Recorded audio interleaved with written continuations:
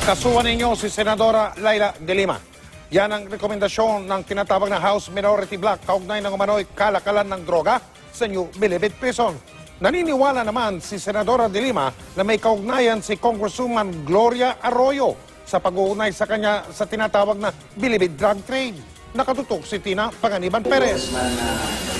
Ayon sa minority group sa pangunguna ni Congressman Danilo Suarez, patong-patong na kaso raw ang maaaring harapin ni Senator Laila de Lima. Base raw ito sa alegasyon ng mga inmate ng New Bilibid Prison sa mga pagdinig sa Kamara na naging protektor daw si de Lima ng mga drug lords sa loob ng Bilibid at nakinabang daw sa bentahan ng iligal na droga.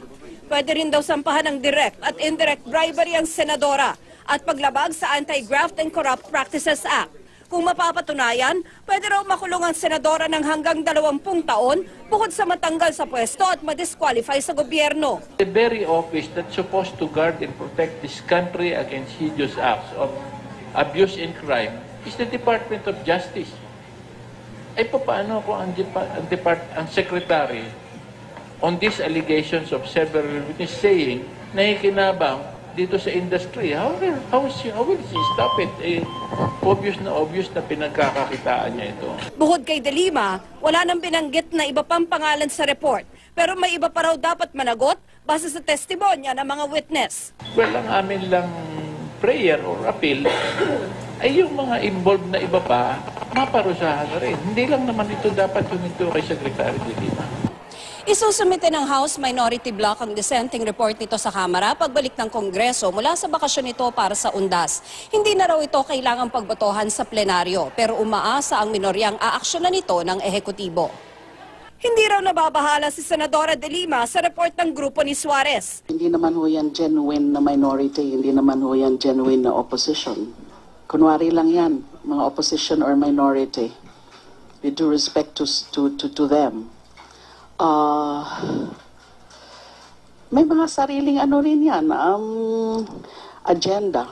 Kutob din niya, may kinalaman si dating Pangulo at ngayon Congresswoman Gloria Macapagal Arroyo sa pag-uugnay sa kanya ng mga mamabata sa Bilibid drug trade. I'm referring to those other personalities, especially the powerful ones, na mga natapakan ko po nung ginagawa ko yung trabaho ko as Secretary of Justice. Dahil nga magkakakampi na sila ngayon. May mga political alliances sila. GMA forces. And then yung mga PDAF senators. Alam ko meron silang mga tao na mga inuutusan dyan to also make my life difficult. Ayon naman sa abogado ni Congresswoman Arroyo, minumulto lang daw ngayon si de Lima ng kanyang mga ginawa noon at walang kinalaman dito si Arroyo. Tina Panganiban Perez, Nakatutok, 24 Oras. Tingnan niyo mabuti ha. That's why I want to talk to Congress. I want to talk to the Judiciary, Supreme Court. I want to talk to the military, the service commanders. Hindi ko kaya to. Ganon mga listang labas ng mga pangalan. Kaya ba yun? Ito na yun. This is the drug industry ng Pilipinas. Hindi ko kaya to. Kasi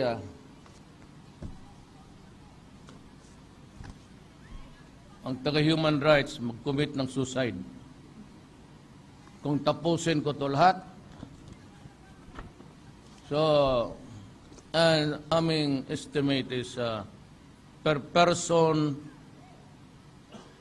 yung detoxification plus the medicines and the rehabilitation would reach trillion, almost a part of our budget. Ito na yung, if not controlled, and when I am no longer around, try to remember me because you read this. This will convert our country narco-politics very thoroughly. Nandito na tayo sa narco-politics, police, wala masyadong army, police, barangay captains, kagawad, pati barangay captain dito, And it was submitted to me for validation and revalidation and revalidation. Ito ang dumating sa akin. Each space there has a name.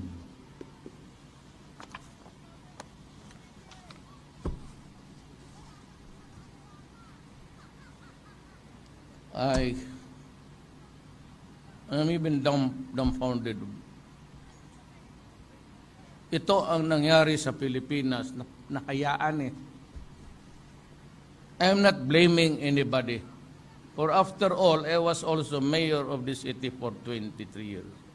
Pero at least dito, kundi ang tama, not so many, kasi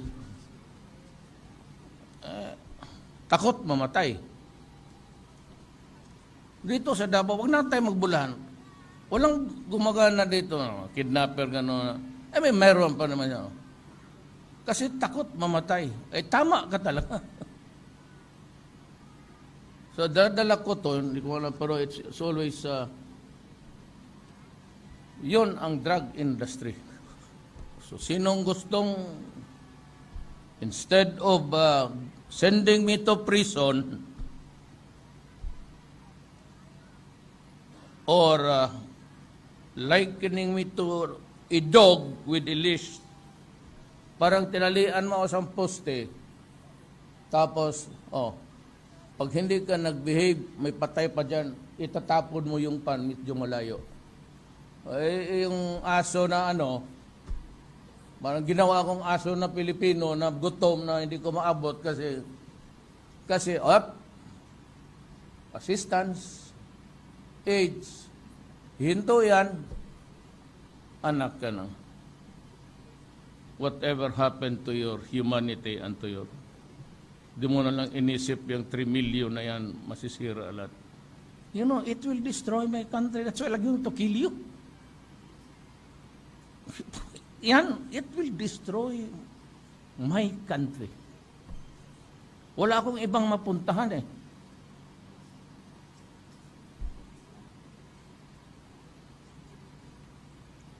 Pero, kasi hinto-hinto lang ako because my mouth would rumble on to some other words and I will mag-ano na naman ako. Yan talaga ang tama ng ginawa nila sa amin. Liken me to a dog, nasabi, no. So I will throw the pandesal far away, but you have to jump at it, choking you in the meantime, because ang pagtingin nila sa atin, patay gutom.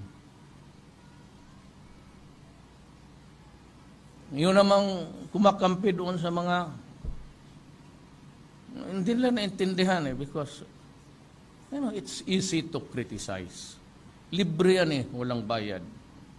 And you can say anything because you have at your disposal the clause of guarantees freedom of expression. We will swallow everything there. Kami yung naghingi ng trabaho na ito. And we were conscious of that. And maybe as a lawyer, all alone, as a mayor also, I was really may kabana ako na, but it was not until after I became president na yung piniga ko na talaga lahat lumabas na. Sabi nila, it's a medical problem. Pati ba kayo may nakatapos ng high school, bulahin mo pa ng gano'n? Whoever taught you to buy sickness there? Binibili mo yan siya bo. You give me that pakihawak ka ng tainga ko dito, tainga yung bunga ko dito banda para hindi yan ang the magnitude and the enormity of the problem will sap. And sabi ko sa iyo, I gave you the computation, I will repeat it so that they can hear. Wag na yung aking coming, I will breach the million mark at the end of the year. Yun na lang kay Santiago sa PDEA noon. 3 million. ang Finance Secretary made a computation. It amount to trillion. Detox, medisina, doktor, tapos sabihin mo lang may namatay dyan na 3,000, hindi mo nga alam kung sino, merong namatay, then and you look at me as if I enjoy killing my own countrymen. How I would love to do it to somebody else's territory.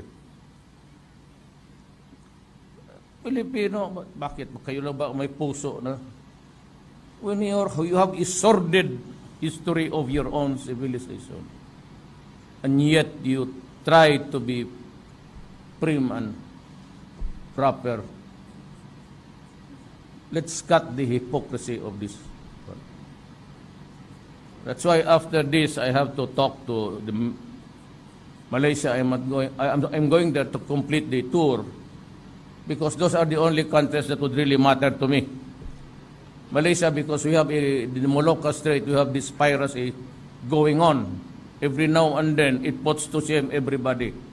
So it's high time that I talk to, again, President Widodo and Prime Minister Nabil. We have to do something about it. And walang sisihan dito, ha? Because ang propose ko talaga, ganun din. So it's the ultimate. Why would I always chasing you? I'll just blow you to pieces. Huwag mo akong bigyan ng just like what they did in Africa, mga malalaking barko, puro oil, ginagawa na ng mga. Oh, well, I'm warning you. Noon kasi kinakapture kayo. Dito, ang tataba dito ang isda ninyo. I'm not joking. I always go for the ace. Bakit ako I have to talk to Malaysia. I don't know their standard of justice.